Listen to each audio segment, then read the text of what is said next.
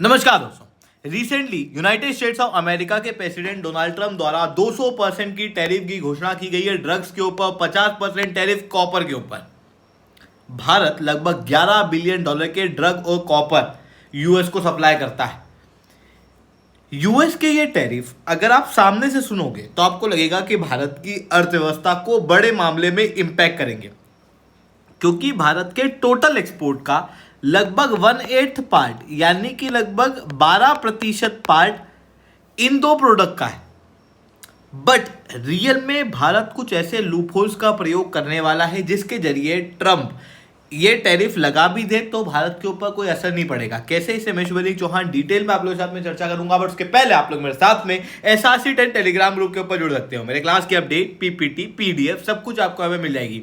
UPSC CSC की तैयारी करना है, इंडिया के टॉप एजुकेटर से ऑफलाइन क्लास के अंदर पढ़ना है तो आप इस नंबर पे कांटेक्ट कर सकते हो। इसके अलावा मंथली करंट अफेयर्स की magazine, previous year question, prelims के मॉक टेस्ट, एनसीईआरटी के नोट्स की समरी और इंडिया ईयर बुक की summary free of cost download करना है। नीचे डिस्क्रिप्शन के अंदर मैंने लिंक दी हुई है, वहां से आप लोग डाउनलोड कर सकते हो। चलिए दोस्तों, आप समझने का प्रयास करते हैं यहाँ पे क्या हुआ है। देखो, recently US president Donald Trump द्वारा घोषणा की गई कि वो 200% तक टैरिफ लगाएंगे जितनी भी फॉरेन मेडिसिन है उनके ऊपर, और 50% तक के टैरिफ लगेंगे कॉपर के ऊपर।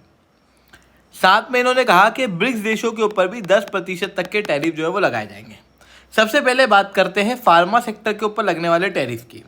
जो डोनाल्ड ट्रंप द्वारा भी कहा गया ना, फार्मा सेक्टर के ऊपर 200% तक टैरिफ लगाए जाएंगे।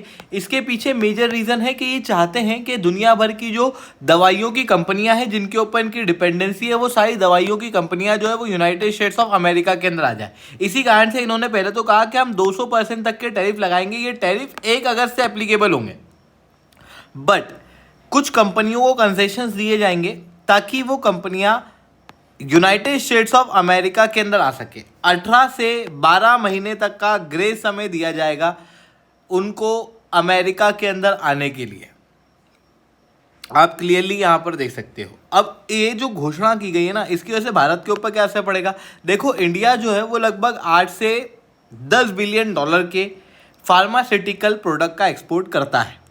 खास रूप से जेनरिक मेडिसिन हम लोग यूनाइटेड स्टेट्स ऑफ अमेरिका के अंदर एक्सपोर्ट करते हैं, और भारत का जो एक्सपोर्ट है वो तेज़ी से अमेरिका के अंदर बढ़ रहा है। इवन हमारे जो टोटल जेनरिक मेडिसिन है उसका 45% भाग जो है एक्सपोर्ट का वो अमेरिका के अंदर ही जाता है। अब अगर अमेरिका 200% के टैरिफ लगा देगा तो भारत के इस एक्सपोर्ट के ऊपर असर पड़ेगा। दूसरी तरफ अमेरिका के अंदर अभी तक ये ड्रग्स सस्ते में पहुंचते थे, वो डबल रेट के अंदर पहुंचेंगे, तो अमेरिका के अंदर भी जो मेडिकल की कॉस्ट है वो ओवरऑल रूप से बढ़ जाएगी।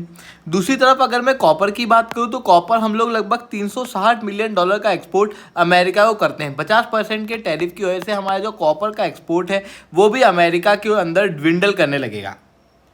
वहीं तीसरी तरफ इन्होंने 10% के और टैरिफ की घोषणा ब्रिक्स देशों के ऊपर भी की है।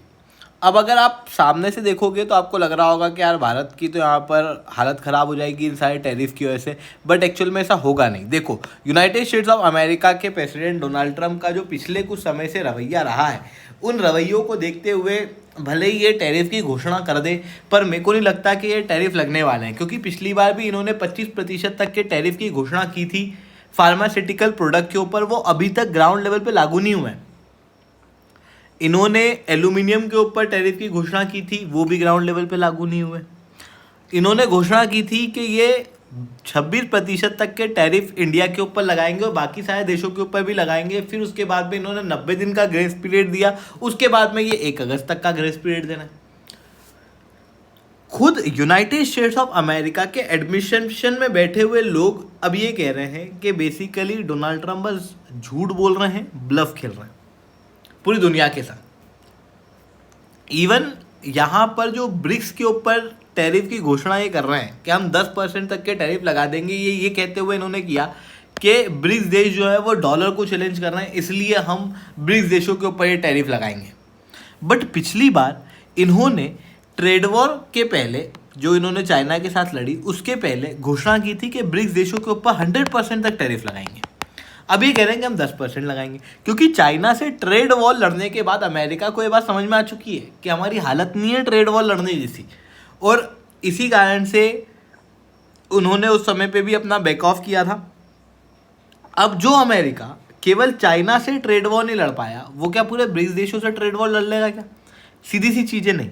ऐसी कंडीशन में यहाँ पर फिर बस एक धमकी दी गई कि 10% का टैरिफ जो है वो मैं लगा दूंगा। कब लगाऊंगा, क्या लगाऊंगा, कुछ भी नहीं बोला।